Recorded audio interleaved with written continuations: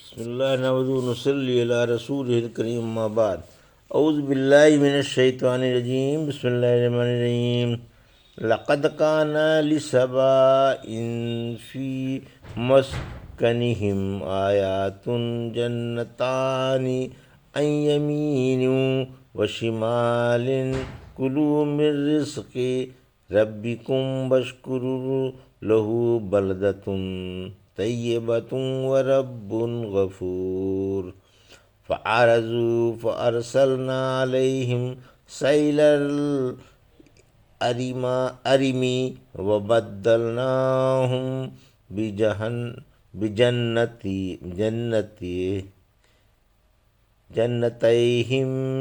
جنتين ذوات أكل خمط وعسل وشيء من سدر قليل ذلك جزيناهم بما كفروا وهل نجازي إلا الكفور۔ ابھی آپ نے سورہ سبا کی آیت 15 سے 17 کی تلاوت سماعت فرمائی۔ ان آیتوں کا ترجمہ اور تفسیر اس طرح ہے: لقد کان لسبإ فی مسکنہم آیات جنتان عن یمین وشمال کلوا من رزق ربکم واشکروا لہ بلدۃ طیبۃ ورب غفور۔ آیت 15۔ فأعرضوا فأرسلنا علیہم سیل الأرم وبدلناہم جنتین ذواتا اکل خمط وعسل وشیء من سدر قلیل۔ آیت 16۔ ذالک جزیناہم بما کفروا وہل نجازی الا الکفور۔ آیت 17۔ ترجمہ: بلا شبہ قوم سبا کے لیے اپنی آبادیوں میں ایک نشانی تھی۔ ان کے دائیں بائیں باغ تھے۔ اپنے رب کی روزی کھاؤ اور اس کا شکر ادا کرو، یہ عمدہ شہر ہے اور گناہ معاف کر دینے والا رب ہے۔ لیکن انہوں نے اعراض کیا، آخر ہم نے ان پر زوردار سیلاب بھیج دیا اور ان کے دو روئے باغوں کے عوض بدمزہ پھلوں کے اور جھاؤ کے اور تھوڑے سے بیریوں کے درختوں کے 2 باغ دے دیے۔ یہ ہم نے انہیں ان کے کفر کا بدلہ دیا اور ہم ناشکروں کو ایسا ہی بدلہ دیتے ہیں۔ یہ تھا ترجمہ سورہ سبا کی آیت 15 سے 17 کا۔ تفسیر۔ آیت 15 سبا والوں کی ناشکری کا بیان۔ سبا والے یمن کے بادشاہ اور اس کے باشندے تھے۔ یہاں کے بادشاہ طبع کہلاتے تھے۔ بلقیس بھی، جس کو حضرت سلیمان علیہ السلام نے اسلام کی دعوت دی تھی، ملک سبا ہی کی ملکہ تھیں۔ یہ لوگ بڑے عیش و آرام سے اس علاقے میں رہتے سہتے تھے۔ ان کا ہرا بھرا اور سرسبز علاقہ رشک آفریں تھا۔ روزیوں کی فراوانی، غلوں کی ارزانی اور میووں اور پھلوں کی بہتات تھی۔ اللہ نے ان کی طرف رسول بھیجے جو انہیں یہ ہدایت کرتے رہتے تھے کہ اللہ کی عطا کردہ روزیاں کھاؤ پیو اور اس کی توحید کے قائل ہو کر اسی کی عبادت کیے جاؤ، تاکہ اس کی نعمتوں کا کچھ تو تھوڑا بہت شکر ادا ہو سکے۔ چنانچہ جب تک اللہ کو منظور رہا، یہ توحید پرست رہے اور خالص اللہ کی عبادت پر قائم رہے۔ پھر انہوں نے تعلیمات انبیاء سے روگردانی کی۔ آخر اللہ کے عذاب میں، جو ایک سیلاب کی شکل میں آیا تھا، مبتلا ہو گئے اور یہاں سے ہجرت کر کے دنیا میں تتر بتر ہو گئے۔ رسول اللہ صلی اللہ علیہ وسلم سے سبا کے بارے میں پوچھا گیا کہ وہ مرد تھا یا عورت یا کسی جگہ کا نام ہے؟ فرمایا سبا ایک مرد تھا جس کے 10 بیٹے تھے۔ ان میں سے کچھ یمن میں بس گئے تھے اور 4 شام میں۔ یمن والوں کے نام یہ ہیں: مزہج، کندتا، ازد، اشعری، انمار، حمیر اور شام میں بسنے والے لخم، جذام، عاملہ اور غسان ہیں۔ صد معارب کا واقعہ۔ دیوار کا واقعہ یہ ہے کہ پہاڑوں کے درمیان پانی روک کر ایک بند بنایا گیا تھا جس سے یمن کا تمام علاقہ سیراب ہوتا تھا۔ بارش کا تمام پانی جو میدانوں سے بہہ کر آتا تھا یہاں جمع ہو جایا کرتا تھا۔ کسی قدیمی بادشاہ نے دو پہاڑوں کے درمیان مضبوط مستحکم پشتہ باندھ کر اور ایک مستحکم دیوار بنوا کر اس پانی کو محفوظ کر دیا تھا۔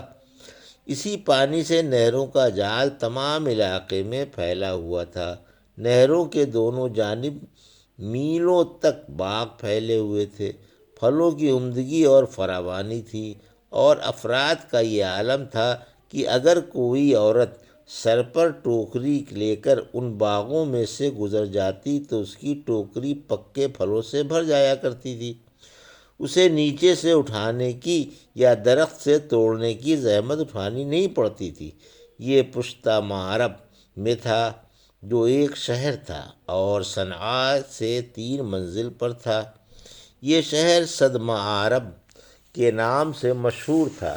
یہاں کی آب و ہوا انتہائی معتدل، پاکیزہ اور صاف تھی۔ یہی وجہ ہے کہ وہاں مکھیاں، مچھر، پسو اور دیگر کیڑے مکوڑے نہیں تھے۔ حق تعالیٰ کی ان پر بڑی مہربانی تھی۔ یہ سب توحید ہی کی برکتیں تھیں۔ لوگوں کو لائق تھا کہ توحید پر قائم رہتے۔ پہاڑوں کے دائیں بائیں دو روئے باغ تھے اور بیچ میں شہر آباد تھا۔ حکم تھا کہ اپنے رب کی دی ہوئی پاکیزہ چیزیں کھاؤ پیو اور اس کا شکر ادا کرتے رہو۔ یہ شہر پاکیزہ اور صحت افزا ہے اور تمہارا رب تمہارے گناہ معاف کرنے والا ہے، بشرط یہ کہ تم توحید پر قائم رہو۔ آیت 16۔ لیکن انہوں نے توحید سے، اللہ کی عبادت سے اور اللہ کی نعمتوں کا شکر ادا کرنے سے روگردانی کی اور اللہ کو چھوڑ کر سورج کی پرستش کرنے لگے، جیسا کہ ہدہد نے حضرت سلیمان علیہ السلام سے کہا تھا۔ سورہ نمل کی آیت 22۔ میں آپ کے پاس سبا سے ایک یقینی خبر لایا ہوں۔ میں نے ایک عورت کو دیکھا جو ان کی ملکہ ہے، اسے ہر چیز دی گئی ہے اور اس کا ایک بڑا تخت بھی ہے۔ میں نے اسے اور اس کی قوم کو اللہ کو چھوڑ کر سورج کو سجدہ کرتے ہوئے پایا۔ شیطان نے انہیں ان کے عمل اچھے سجھا دیے ہیں اور انہیں سیدھی راہ سے روک دیا ہے، اب وہ راہ پر نہیں پاتے۔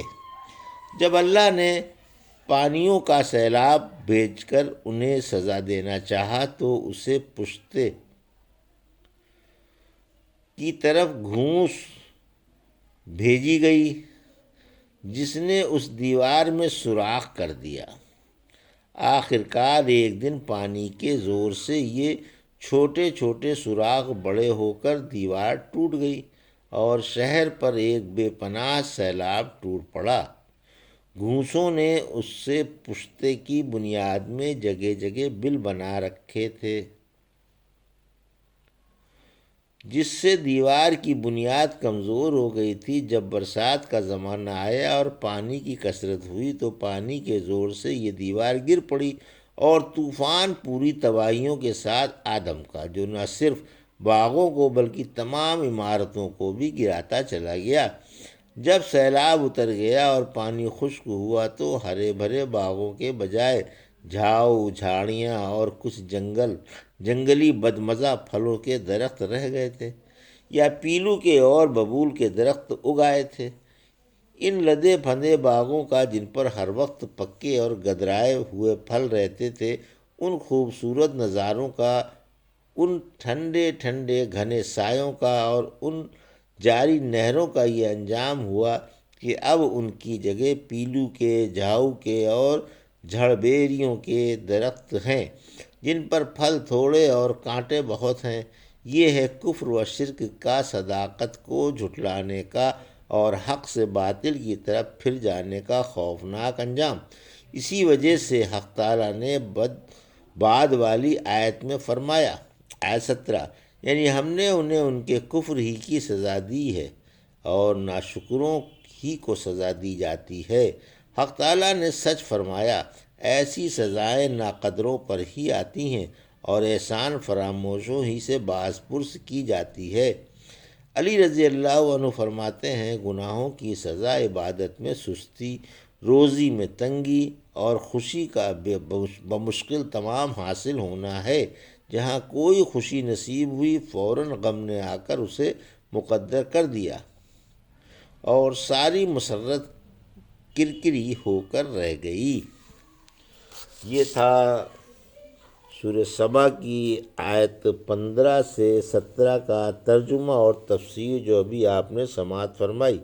بارک اللہ لی و لکم فی القرآن الحکیم ونفعنا ایاکم بآیات الذکر الحکیم۔